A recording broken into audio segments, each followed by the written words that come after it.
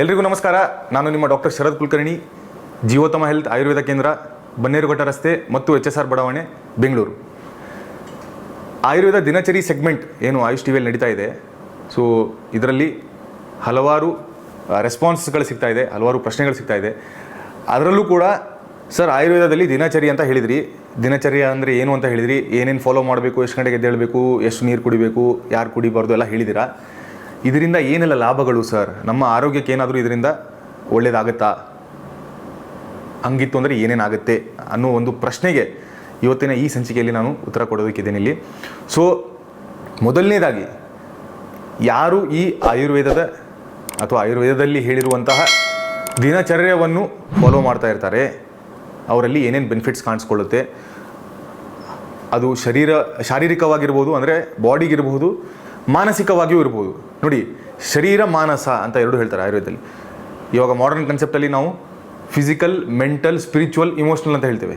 Physical ಅನ್ನೋದು ಅಥವಾ ಶಾರೀರಿಕ, ಮೆಂಟಲ್, ಇಮೋಷ್ನಲ್, ಸ್ಪಿರಿಚುವಲ್ ಇದೆಲ್ಲ ಕೂಡ ಮಾನಸಿಕದಲ್ಲೇ ಬರುವಂಥದ್ದು. ನೋಡಿ, ಎಲ್ಲ ಕಂಪ್ಲೀಟಾಗಿ ಮುಂಚೆನೇ ಕಂಬೈನ್ ಆಗಿತ್ತು. ಸೊ ತುಂಬ ಜನ ಮೆಂಟಲ್ ಅಂದ ತಕ್ಷಣ ಸರ್ ಈ ವರ್ಡನ್ನು ಯೂಸ್ ಮಾಡಬೇಡಿ ಅಂತ ಹೇಳ್ತಾರೆ. ಮೆಂಟಲ್ ಅಂತ ಹೇಳಿದರೆ ನಮ್ಮ ಮೈಂಡ್ ಸೆಟ್ ಅಥವಾ ಮಾನಸಿಕ ದೃಢತೆ ಹೇಗಿದೆ, ಮಾನಸಿಕವಾದ ಸ್ಥೈರ್ಯತೆ ಹೇಗಿದೆ, ಅದಕ್ಕೆ ನಾವು ಮೆಂಟಲ್ ಅಂತ ಯೂಸ್ ಮಾಡ್ತೇವೆ. ಸೊ ಒಬ್ಬ ಮನುಷ್ಯ ಸರಿಯಾಗಿ ಇದ್ದಾನೆ ಅಂತ ಹೇಳೋದಕ್ಕೆ ಅವರು ಫಿಸಿಕಲಿನೂ ಸರಿಯಾಗಿರಬೇಕು, ಮೆಂಟಲಿ, ಸ್ಪಿರಿಚುವಲಿ, ಇಮೋಷ್ನಲಿ ಕೂಡ ಚೆನ್ನಾಗಿರಬೇಕು. ಶರೀರ ಮಾನಸ. ಸೊ ಈ ಶರೀರ ಮಾನಸ ಏನು ವೃದ್ಧಿಗಳಿದೆ ಅಥವಾ ಡೆವಲಪ್ಮೆಂಟ್ಸ್ಗಳಿದೆ ಅಥವಾ ಅದರ ಸ್ಥೈರ್ಯತೆ ಏನಿದೆ, ಇದನ್ನೆಲ್ಲ ಕೂಡ ನಾವು ದಿನಚರ್ಯದಿಂದ ಅಚೀವ್ ಮಾಡ್ಬೋದು, ಅಟೇನ್ ಮಾಡ್ಬೋದು ಅಂತ. ಸಿಂಪಲ್ ಎಕ್ಸಾಂಪಲ್ ತೊಗೊಳ್ತೇನೆ ನಾನು. ಸೊ ಪ್ರತಿ ಟೈಮ್ ಕೂಡ ನಾನು ಈ ಬ್ರಾಹ್ಮಿ ಮುಹೂರ್ತದ ಎಕ್ಸಾಂಪಲ್ ತೊಗೊಳ್ತಾ ಇರ್ತೇನೆ. ಸೊ ಇವತ್ತು ಕೂಡ ಬ್ರಾಹ್ಮಿ ಮುಹೂರ್ತದ ಎಕ್ಸಾಂಪಲೇ ತೊಗೊಳ್ತೇನೆ. ಯಾರ್ಯಾರು ಬೆಳಿಗ್ಗೆ ಎದ್ದೇಳಬೇಕು, ಯಾರ್ಯಾರು ಎದ್ದೇಳಬಾರ್ದು ಅಂತ ನಾನು ಹಿಂದಿನ ಸಂಚಿಕೆಯಲ್ಲಿ ಹೇಳಿದ್ದೇನೆ ಆಲ್ರೆಡಿ. ಸೊ ಬೆಳಿಗ್ಗೆ ಬೇಗ ಎದ್ದರೆ ಏನೆಲ್ಲ ಬೆನಿಫಿಟ್ಸ್ ಅಂತ ನಾನು ನಿಮ್ಗೆ ಹೇಳಿಕ್ಕೆ ಶುರು ಮಾಡ್ತೇನೆ. ಮೊದಲನೇದಾಗಿ ಅವರ ಮಾನಸಿಕ ಸ್ಥೈರ್ಯತೆ ಜಾಸ್ತಿ ಆಗುತ್ತೆ. ಅವರಿಗೆ ಒಂದು ಅಚೀವ್ಮೆಂಟ್ ಮಾಡೋದು ಅಥವಾ ಸಾಧನೆ ಮಾಡೋದಕ್ಕೆ ದಾರಿ ಆಗುತ್ತೆ. ನೋಡಿ, ಅವ್ರ ಮನಸ್ಸಲ್ಲಿರುತ್ತೆ ಸಾಧನೆ ಮಾಡಬೇಕು ಅಂತ.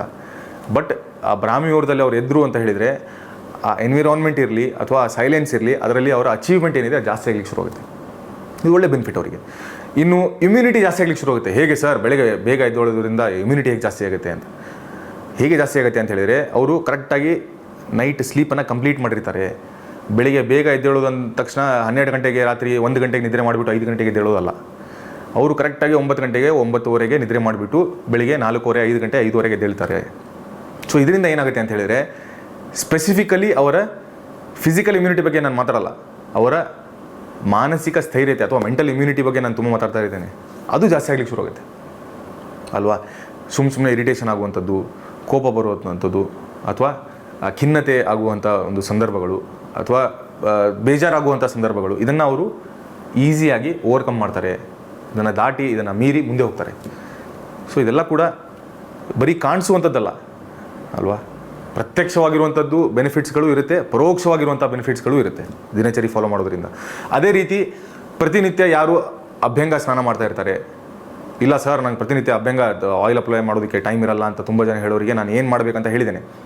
ನಿಮ್ಮ ತಲೆಗೆ, ಕಿವಿಗೆ ಮತ್ತು ಪಾದಕ್ಕೆ ಉಗುರು ಬೆಚ್ಚಗಿರುವಂಥ ಆಯಿಲನ್ನು ಅಪ್ಲೈ ಮಾಡಿದರೂ ಸಾಕು. ಸರ್ ಯಾವ ಆಯಿಲ್ ಅಂತ ಹೇಳಿದರೆ, ಸಾಸಿವೆ ಎಣ್ಣೆ ಇರ್ಬೋದು ಅಥವಾ ಎಳ್ಳೆಣ್ಣೆ ಇರ್ಬೋದು, ಯಾವುದೂ ಇಲ್ಲಾಂದರೆ ಕೊಬ್ಬರಿ ಎಣ್ಣೆ ಇರ್ಬೋದು. ಇದನ್ನು ಅಪ್ಲೈ ಮಾಡಿ ನೀವು ಸ್ನಾನ ಮಾಡಿದಿರಿ ಅಂತ ಹೇಳಿದರೆ, ಇದರಿಂದ ಚರ್ಮಕ್ಕೆ ಆಗುವಂಥ ಬೆನಿಫಿಟ್ಸ್ ಏನಪ್ಪ ಅಂತ ಹೇಳಿದರೆ, ರಸಾಯನ ಅಂತ ಹೇಳ್ತೀವಿ. ಅಂದರೆ ಈ ಗ್ರೇಸ್ಫುಲ್ ಏಜಿಂಗ್, ವಯಸ್ಸಾದರೂ ಕೂಡ ಚರ್ಮಕ್ಕೆ ಒಂದು ಕಾಂತಿ ಇರುವಂಥದ್ದು, ಗ್ಲೋ ಇರುವಂಥದ್ದು, ಲಕ್ಷಣ ಇರುವಂಥದ್ದು, ಇದು ಬೆನಿಫಿಟ್ಸ್ಗಳು. ಅದೇ ರೀತಿ ಅವರ ಕೂದಲಿಗೆ ಏನೆಲ್ಲ ಬೆನಿಫಿಟ್ಸು ಅಂತ ಹೇಳಿದರೆ, ಅವರ ತಲೆಯ ಮೇಲೆ ಏನು ಕೂದಲುಗಳಿರುತ್ತೆ ಅದು ಈಸಿಯಾಗಿ ವೈಟ್ ಆಗಲ್ಲ, ಗ್ರೇ ಆಗಲ್ಲ, ಅಥವಾ ಹೇರ್ ಲಾಸ್ ಆಗಲ್ಲ. ಆಟೋ ಇಮ್ಯೂನ್ ಡಿಸೀಸ್ಗಳು, ಎಲೋಪೇಶಿಯಾ ಏರಿಯೇಟಾ ಅಂತ ಕೆಲವೊಂದು ಏನು ಡಿಸೀಸಸ್ಗಳಿದೆ ಹೇರಿಗೆ ಸಂಬಂಧಪಟ್ಟದ್ದು, ಅದು ಆಗಲ್ಲ ಈಸಿಯಾಗಿ. ಅಥವಾ ತುಂಬ ಡ್ಯಾಂಡ್ರಫ್ಗಳಾಗಲ್ಲ, ಕ್ಲೀನಾಗಿರುತ್ತೆ ಹೇರ್ಸು. ನೋಡಿ, ಇದೆಲ್ಲ ಕೂಡ ಬೆನಿಫಿಟ್ಸು. ಅದೇ ಈಗ ಕೂದಲಿಗೂ ಆಯಿತು ಬೆನಿಫಿಟ್ಸು, ಪಾದಾಭ್ಯಂಗದಿಂದ ಅಥವಾ ಪಾದಕ್ಕೆ ಆಯಿಲ್ ಹಾಕೋದ್ರಿಂದ ಅವರಿಗೆ ಏನು ಪಾದ ಒಡೆದು ಹೋಗುತ್ತೆ ಅಥವಾ ಪಾದದ ಸ್ಕಿನ್ ಏನು ಹಾಳಾಗ್ತಾ ಇರುತ್ತೆ ಅದು ಎಲ್ಲ ಸರಿಯಾಗುತ್ತೆ. ಪ್ಲಸ್ ಕಣ್ಣಿನ ದೃಷ್ಟಿ ಚೆನ್ನಾಗಿರುತ್ತೆ. ನೋಡಿ, ಎಷ್ಟೊಂದು ಒಳ್ಳೆ ಕನ್ಸೆಪ್ಟ್ ಇದು. ಪ್ರತಿನಿತ್ಯವೂ ಯಾರು ಪಾದಾಭ್ಯಂಗ ಮಾಡ್ಕೊಳ್ತಾರೆ ಅವರ ಪಾದಕ್ಕೆ ಅವರು ಆಯಿಲನ್ನು ಅಪ್ಲೈ ಮಾಡಿಬಿಟ್ಟು ಲೈಟಾಗಿ 5-6 ನಿಮಿಷನೋ 8 ನಿಮಿಷನೋ ಆಯಿಲ್ ಅಪ್ಲೈ ಮಾಡ್ಕೊಂಡ್ಬಿಟ್ಟು ಮಸಾಜ್ ಮಾಡಿ ಯಾರು ಸ್ನಾನ ಮಾಡ್ತಾರೆ ಅವರ ಕಣ್ಣಿನ ದೃಷ್ಟಿ ಏನಿರುತ್ತೆ ಅದು ಯಾವಾಗಲೂ ಚೆನ್ನಾಗಿರುತ್ತೆ ಅಂತ ರೆಫರೆನ್ಸ್. ಸೊ ಇದು ಕೂಡ ಒಂದು ಬೆನಿಫಿಟ್. ಅದೇ ರೀತಿ ಪ್ರತಿಯೊಂದು ದಿನಚರ್ಯದ ಏನು ಕಾರ್ಯ ಇದೆ ಅದರಿಂದ ಹಲವಾರು ಬೆನಿಫಿಟ್ಸ್ಗಳು, ಉಪಯೋಗಗಳು ಆರೋಗ್ಯಕ್ಕೆ ಇದ್ದೇ ಇರುತ್ತೆ. ಇವತ್ತು ನಾನು ಸಂಕ್ಷಿಪ್ತವಾಗಿ ಏನೆಲ್ಲ ಬೆನಿಫಿಟ್ಸ್ಗಳು ಇರುತ್ತೆ ಅಂತ ನಿಮ್ಗೆ ತಿಳಿಸ್ಕೊಟ್ಟಿದ್ದೇನೆ. ಮುಂಬರುವ ಸಂಚಿಕೆಗಳಲ್ಲಿ ಸ್ಪೆಸಿಫಿಕ್ ಆಗಿ ಯಾವ ಒಂದು ದಿನಚರ್ಯವನ್ನು ನಾವು ಫಾಲೋ ಮಾಡಿದರೆ ಅದಕ್ಕೆ ಯಾವ ಬೆನಿಫಿಟ್ಸ್ಗಳಿರುತ್ತೆ, ಅದನ್ನು ಯಾರು ಫಾಲೋ ಮಾಡಬೇಕು, ಅದನ್ನು ಯಾರು ಫಾಲೋ ಮಾಡಬಾರ್ದು ಅಂತ ಕೂಡ ನನಗೆ ತಿಳಿಸ್ಕೊಡ್ತೇನೆ. ಅಲ್ಲಿವರೆಗೂ ಎಲ್ಲರೂ ನಗ್ತಾ ಇರಿ ಮತ್ತು ಸ್ವಸ್ಥರಾಗಿರಿ. ನಮಸ್ಕಾರ.